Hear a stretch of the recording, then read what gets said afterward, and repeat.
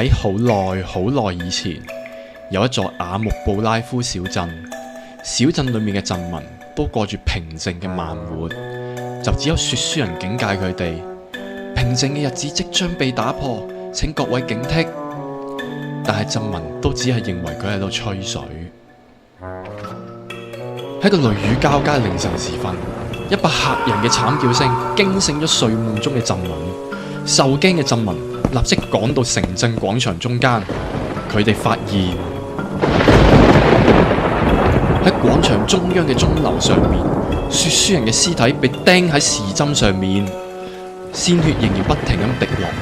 鎮民嘅好奇心逐漸變成恐懼，佢哋終於醒起說書人口中所流傳嘅故事。傳說有一隻邪惡嘅惡魔穿梭於唔同嘅小鎮，喺晚上進行殺戮，並且將死者屍體掛喺鐘樓，而白天就幻化成人形，假裝成鎮民。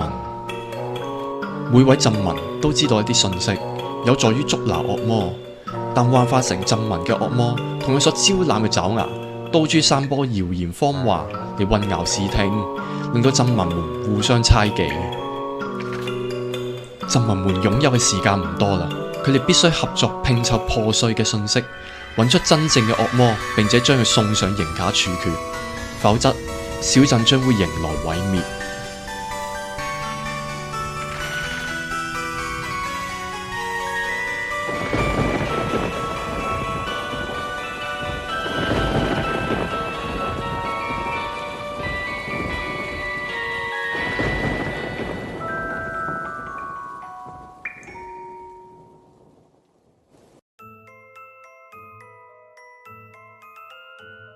各位好，說書人太郎將會為大家簡單介紹血染鐘樓遊戲規則。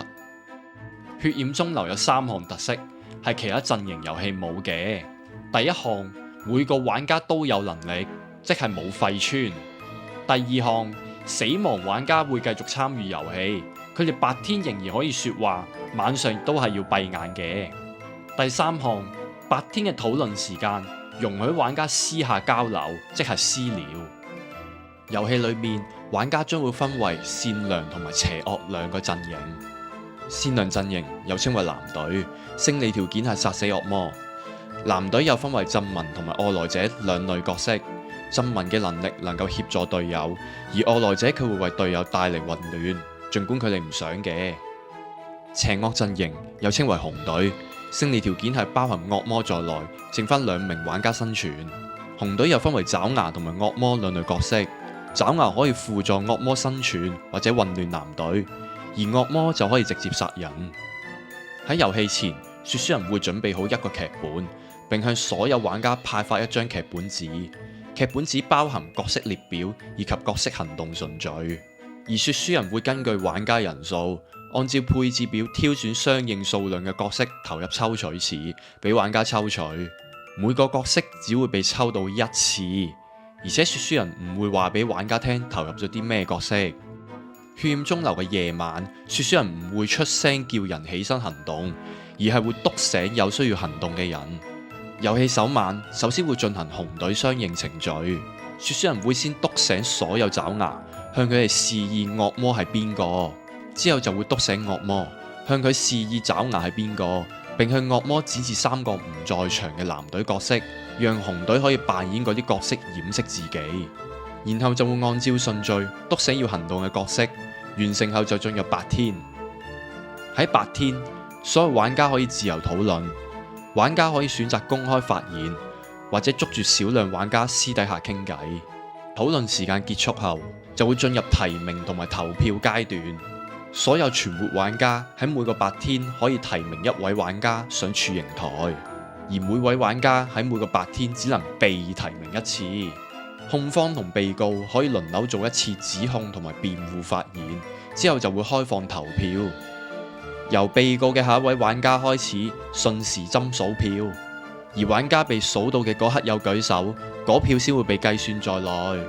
如果被告獲得嘅票數超過生存人數嘅一半，該次提名先會算係成功，而被告就會暫時上處刑台，但係仲未死嘅。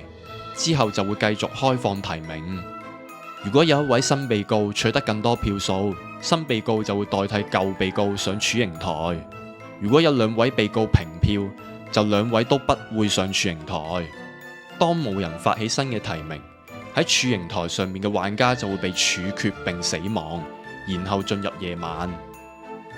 說書人會再次按照順序篤醒要行動嘅角色，而惡魔亦都會喺第2晚開始殺人。白天嘅時候，說書人就會公佈邊啲玩家喺夜晚被殺死。死亡玩家唔會被公開身份，而且仍然需要繼續參與遊戲。